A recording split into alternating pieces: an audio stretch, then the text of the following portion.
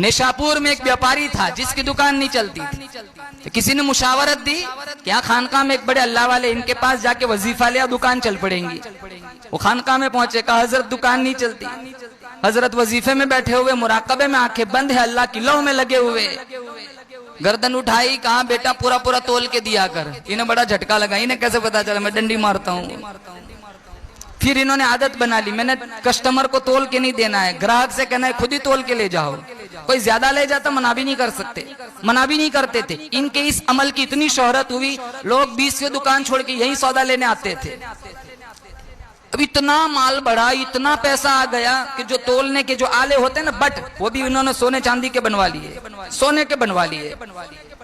एक दफा दिल में बात आई, जिनकी नसीहत से इतना रईस बनाओ, चलो अपनी कैफियत उन्हें भी जाके सुनाओ। वही बट उठाया, खानकाह में पहुंचे, कहा हजरत आपकी नसीहत ने रईस बना दिया, देखो तोलने के आले भी मैंने सोने के बनवा लिए। कहा जाओ दरिया में डाल दो।